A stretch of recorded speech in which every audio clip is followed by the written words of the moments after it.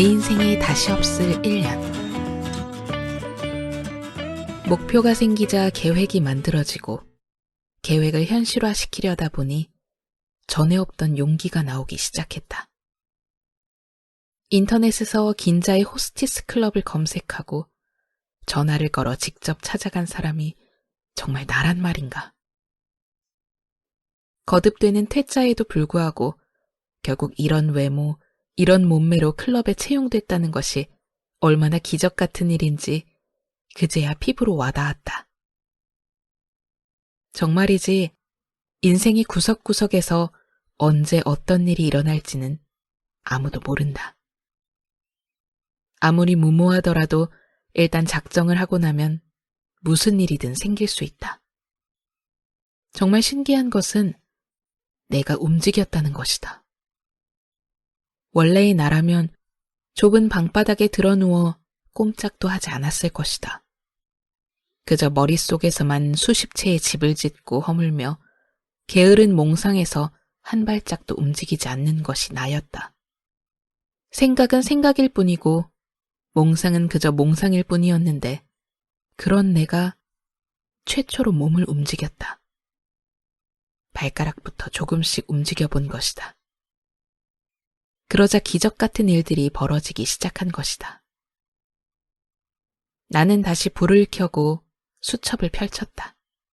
그리고 앞으로 1년 뒤 인생의 정점까지 가는 동안 나의 신조처럼 지키고 싶은 한마디를 적었다. 기적을 바란다면 발가락부터 움직여보자. 29 생일, 1년 후 죽기를 결심하다. 하야마 아마리 즈음 중에서 무엇이든지 하라. 기적을 바란다면 1년 동안 함께 미쳐보자고 외치는 이유가 있다. 내 인생에 다시 없을 1년을 보낸 적이 있었고 그 효과는 이미 증명되었기 때문이다. 나는 20살부터 아르바이트를 했다. 부모님이 아르바이트를 하라고 한 것은 아니었지만 IMF 때여서 누구나 어려웠던 시절이었다. 마침 경주 세계문화 엑스포에 운 좋게 스텝으로 참가하게 되었다.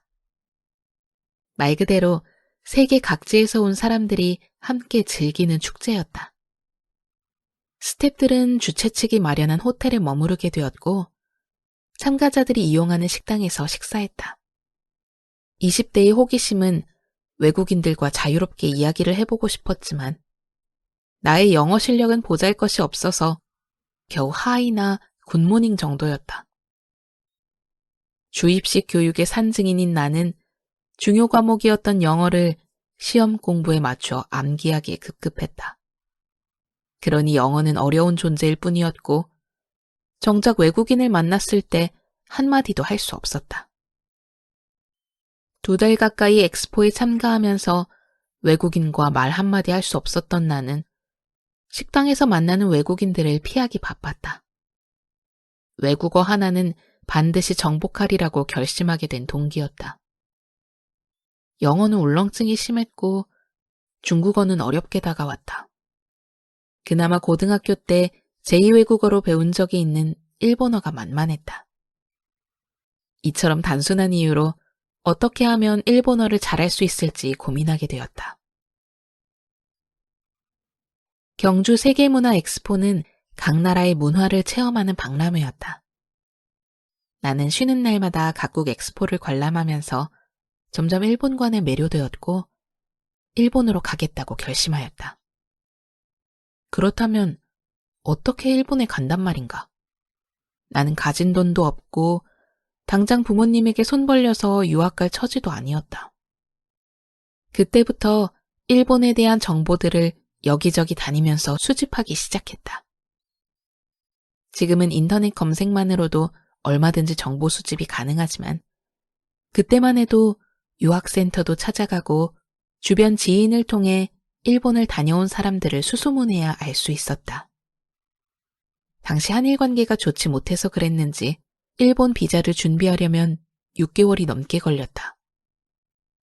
그리고 어떤 기준인지 분명하게 기억나지 않지만 대략 2천만 원이면 일본 생활이 가능하겠다는 결론을 내렸다. 그때 내 나이 22살이었다. 1년에 1,000만 원씩 모아서 2년 후 일본에 가자고 다짐을 한 순간부터 내 심장은 두근거리기 시작했다. 태어나서 한 번도 비행기를 타본 적도 없다. 일본에 아는 사람 하나 없었다. 하지만 왠지 일본이 나를 기다리고 있을 것만 같았다. 이제 나의 목표는 돈 모으기였다. 시간이 나는 대로 아르바이트를 하기 시작하면서 친구들과 함께 술 마시며 어울릴 시간에 그 술을 서빙하고 다녔다.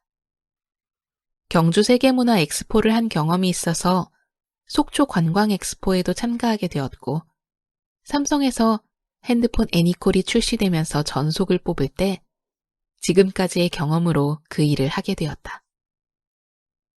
남들이 가기 싫어하는 지방에도 손들고 지원해서 가기도 하고, 쉬는 날 누가 좀 바꿔달라고 하면 다 바꿔줬다. 물론 힘들었다. 쉬는 날도 없이 지방을 오가는 일이었고, 일을 시작하면 하루 종일 서 있어야 해서 저녁이면 다리가 퉁퉁 부었다. 하지만 그때 나는 돈 모으는 재미에 신이 나게 일했다. 왜?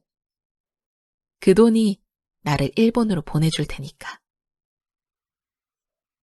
숙소에 여자들만 있어서 무슨 화장품을 쓰는지, 옷은 어떤 옷을 입는지가 최대의 관심거리였지만 그 모든 것이 나에게는 사치였다. 나의 옷들은 모두 보세옷의 동대문표 가방이었지만 전혀 꿀리거나 그 때문에 속상하지 않았다. 이 일은 나의 전업이 아니라 일본에 가기 위해 잠시 아르바이트를 한다는 생각이어서 다른 친구들처럼 중도에 포기하거나 방황하는 일 자체가 없었다. 무엇보다 내가 결심한 지 2년 만에 내 통장에 2천만 원이 찍히게 되었다. 그리고 6개월 동안 유학원을 통해 비자 준비를 하고 3월 30일 일본으로 떠나는 비행기표를 구입하였다. 정말 그때의 감동이란 아무리 내가 글로 표현해도 잘 모를 것이다. 2년 동안 고생한 것은 아무것도 아니었다. 고생? 이런 고생이라면 더 할 수도 있을 것만 같아서 나는 미친 듯이 일했고 미친 듯이 돈을 벌었다. 통장에 돈이 차곡차곡 쌓일 때마다 이미 일본으로 간 사람처럼 실실 웃고 다녔다. 나의 고단함은 통장 잔고를 볼 때마다 씻겨나갔다. 그때 내가 그렇게 할 수 있었던 것은 나에게 생각만 해도 가슴이 뛰는 일본이라는 꿈이 있었기 때문이다. 그 꿈이 나를 일하게 했고 움직이게 했고 결국 나를 일본행 비행기에 태워 난생 처음 해외로 보낸다. 그 전까지 내 삶을 보면 정말로 수동적인 삶 그 자체였다. 다른 사람들이 하는 것처럼 내 의지가 아닌 자동 시스템에 의해서 초중고등학교에 갔고 대학교에 가려고 노력했다. 친구들이 대학을 졸업하고 취업 자리를 알아보는 동안 나는 미련 없이 그곳을 떠났다. 가슴 뛰는 부푼 꿈을 안고. 하지만 일본에서의 현실은 달랐다. 아무도 아는 사람이 없었고 나를 기다리는 사람도 없었다. 그동안 부모님에게 기대서 살 수 있었지만 이제 밥 먹는 거, 잠자는 거 하나하나 모든 것을 내가 해결해야만 했다. 그러나 그건 잠깐 동안의 두려움이었고 나에게는 설렘이 훨씬 더 컸다. 핑계이긴 하지만 돈을 모으기 위해 일하느라고 일본어 공부를 전혀 하지 못했던 나는 비행기 안에서 히라가나를 외우면서 비행하는 2시간 내내 행복한 꿈을 꾸었다. 앞으로 어떤 일이 나에게 다가오는지도 모르는 채. 3개월이 지나지 않아 통장 잔고 0원. 일본의 물가는 살인적이었다. 당시 한국에서 콜라 한 잔이 500원에서 700원 정도였는데 일본에서는 100엔에서 110엔이었다. 처음에는 계산을 할 수 없을 정도였다. 계산기를 들고 다니면서 자판기 앞에서 환율을 적용하여 한국 돈을 N으로 환산하면 아무것도 살 수 없었다. 와, 콜라 한 캔에 1,500원이라니. 결국 망설이다가 콜라 마시는 일을 포기하기 일쑤였다. 처음으로 밥 한 숟가락 먹는 거, 잠 한숨 자는 것에 돈이 붙는 느낌을 받았다. 지인도 없고 아무것도 없었기에 처음에는 기숙사 생활을 했다. 아르바이트를 하면서 힘들게 모았던 2천만 원은 아주 우습게 나갔다.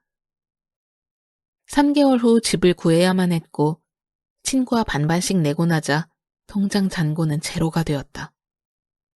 너무나 허무했다.